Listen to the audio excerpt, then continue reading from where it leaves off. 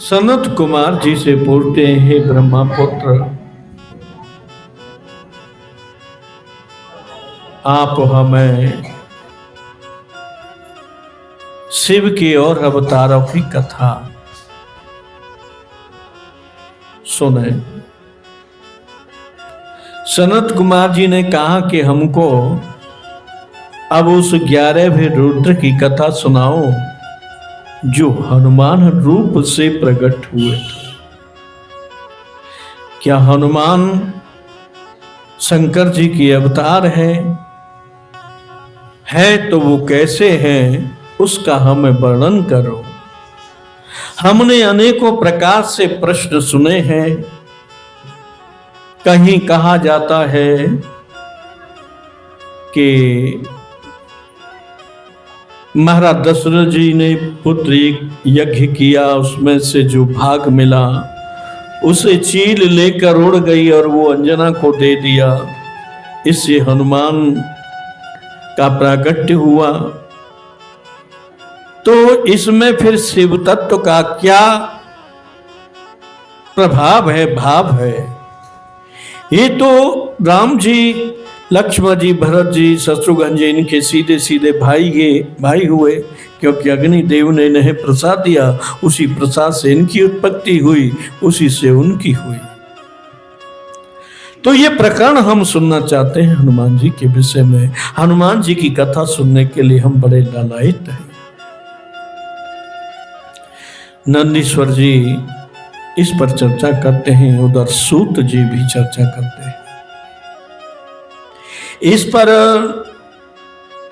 कुछ प्रश्न उठे हैं, संतों में बहुत चर्चा हुई है। एक सूत्र है, शंकर सुमन केसरी नंदन, तेज प्रताप महाजगबंदन। कुछ संतों ने इसको कहा है कि नहीं, शंकर सुमन केसरी नंदन नहीं है। ये प्रिंटिंग प्रेस से गलत हो गया है। वहां होना चाहिए शंकर स्वयं केसरी नंदन, तेज प्रताप महाजगबंदन। शंकर जी स्वयं हनुमान बनकर आए और ये सूत्र का भाव होना चाहिए। लेकिन कुछ संतों से और इस पर चर्चा हुई, सब ने अपनी अपनी चर्चा की। तो उन्हीं हनुमान जी के विषय में बड़ा सुंदर प्रकरण से पुराण में दिया है कि उनकी उत्पत्ति कैसे हुई। एक बार महावीर बजरंगबली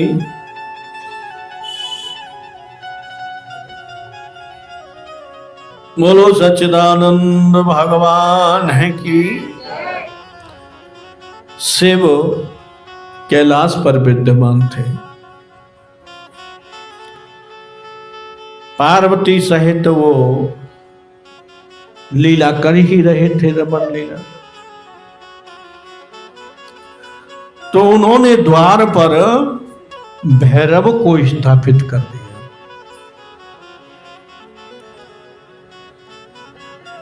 अनेकों सुंदरियां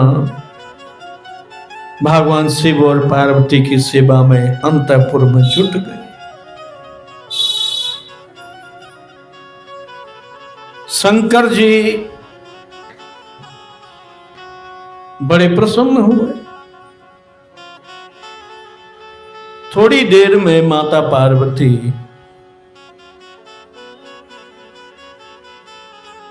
बाहर निकले उन्मत्त दशा में। तो भैरव की दृष्टि पड़ी। भैरव का भाव उस समय चला गया कि ये मेरी पत्नी होती। पत्नी स्त्री भाव में उनका मन चला गया और वो पार्वती जी को बाहर जाने से रोकने लगे। पार्वती जी उनके मनोदशा को समझ गई तो उन्होंने तुरंत श्राप दिया कि अरे मूर्ख मंदबुद्धि, तू जो मुझे माता का भाव न देखकर स्त्री भाव से देखता है, जा मैं तुझे श्राप देते हो तो पृथ्वी पर मनुष्य होने को प्राप्त होगा। ऐसा कहकर के माता पार्वती अंदर चली गई। उसी समय भगवान शिव भी बाहर निकले।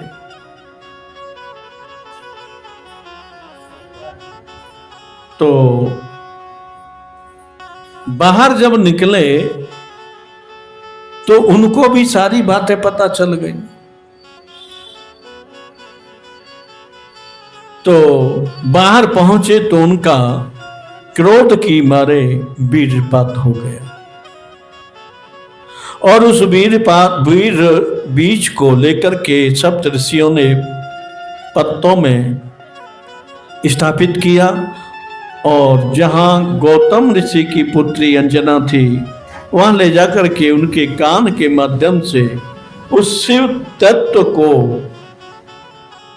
उदर में प्रवेश करा दिया। उसके प्रवेश करते ही अंजना गर्भवती हो गई। 9 मास पूर्ण होने पर उन्होंने एक बालक को जन्म दिया। उस बालक का नाम हनुमान रखा। बड़ा विचित्र बालक था। एक दिन छोटे थे, पल्ला में सो रहे थे। सुबह का वक्त था, सूर्य लाल रंग में। बालक हनुमान की दृष्टि पड़ी तो तुरंत छलांग लगा दी और सूर्य को मुंह में रखने के लिए, फल समझकर खाने के लिए। तब देवताओं ने उन्हें, इंद्र ने वज्र मारा, नीचे गिरे। देवता आए, उन्होंने सभी ने आशीर्वाद दिए, शस्त्र दिए, अस्त्र दिए और सबने कहा वहां के ये शिव रूप है, शिव का अंश है। सबने वहां उनकी स्तुति की और सब चले गए। ये शिव जी ने हनुमान जी रूप धारण करके राम जी के हितार्थ जगत में कार्य किया, क्योंकि राम जी से बहुत प्रेम करते थे शिव। हनुमान जी का चरित्र बड़ा दिव्य है, निर्मल है, पवित्र है और वीर रस से भरपूर है।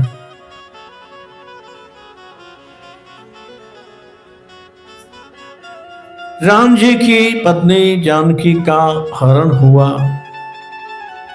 उसे खोजते हुए जब वो पंपा सर के तट पर पहुंचे तो वहां उनकी ब्राह्मण रूप में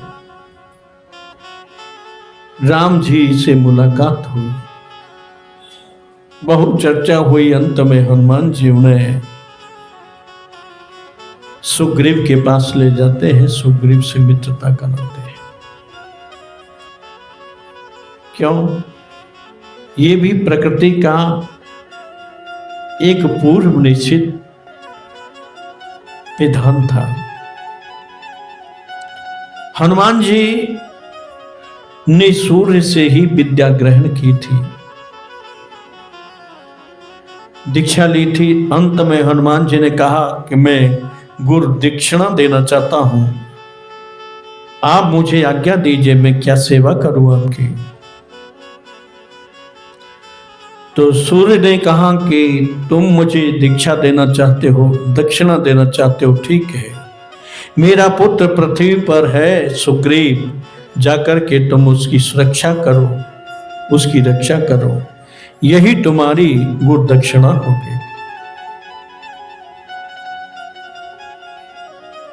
हनुमान जी वहां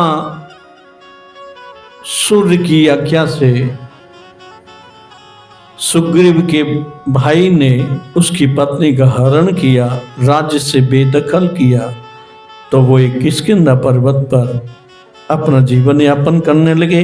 वहां आकर हनुमान जी उनके मंत्री हो गए और उनका परम हित करना प्रारंभ कर दिया। राम जी मिले तो राम जी को वो पहचान गए।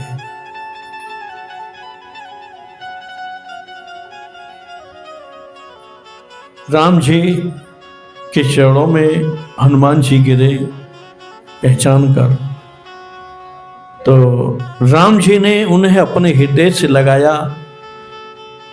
इस भाव को देख करके शिव कैलाश में गदगद हो गए, आंखों से अश्रुधारा बहने लगी।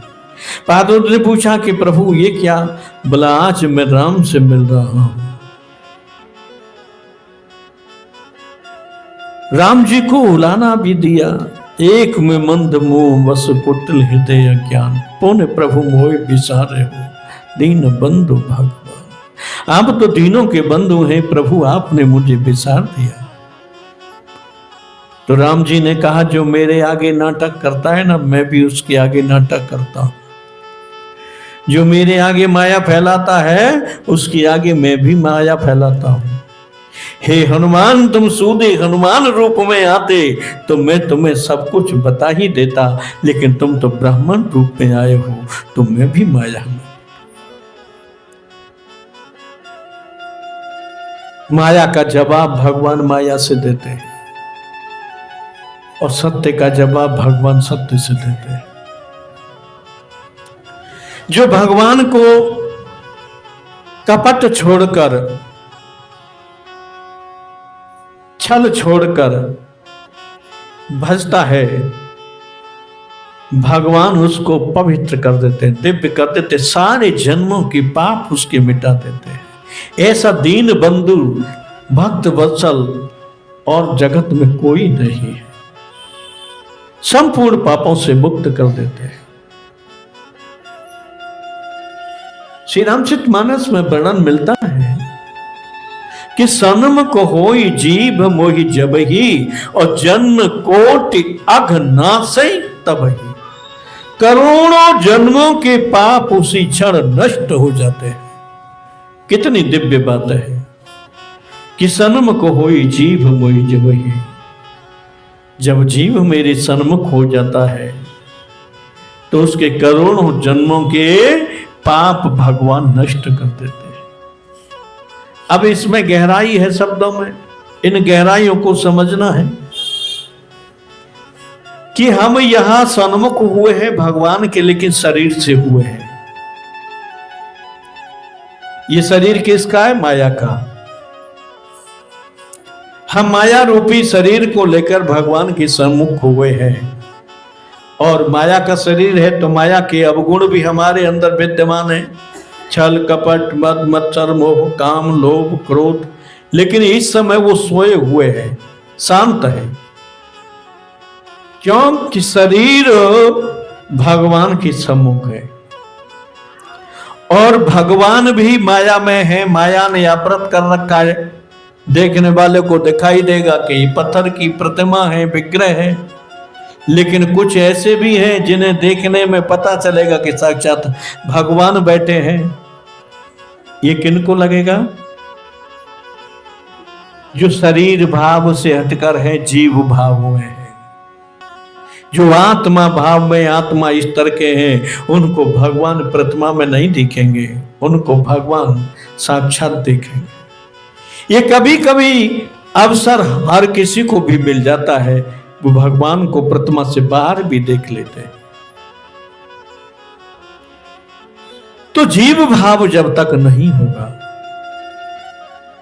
तब तक भगवान हमारे करोड़ों जन्मों के पाप नष्ट नहीं करेंगे। हम शरीर भाव रहेंगे तो पाप नष्ट नहीं होंगे। क्यों? कि शरीर से सन्मुख हुए हैं, हम जीव से सन्मुख नहीं हुए हैं। शरीर को कौन चला रहा है? अब ये निर्णय उस पर करता है। शरीर में अगर हमारी सुमति है, सद्बुद्धि है, तो शरीर को जीव चला रहा है, फिर वो प्रभु के सम्मुख हो सकता है। अगर शरीर में हमारे सुमति नहीं है तो उस शरीर को मन चला रहा है और मन से भगवान के सम्मुख शरीर हो रहा है, लेकिन जीव से सम्मुख नहीं है। तो पाप कैसे कटेगा? सुमति और कुमति और मति ये 3 प्रकार के। मति तो सब में सहज भाव है, बुद्धि है, मति माने बुद्धि, सब में है, न किसी का अच्छा न बुरा, दिखाई जरूर देता है कि ये अच्छा है बुरा है। कुमति हमेशा बुरा करने की चेष्टा करती है, अपना भला हो और दूसरे का बुरा हो। और सुमति सुंदर बुद्धि, मात्र भगवान रहते हैं उसमें और कोई नहीं रहता। सुंदर बुद्धि ही एक ऐसा पात्र है जिसमें भगवान वास करते हैं। लेकिन ऐसी सुंदर बुद्धि से जब शरीर चलता है तो फिर जीव आत्मा भगवान के सम्मुख होती है और उसके करोड़ों जन्मों के पाप छिन्न हो जाते हैं।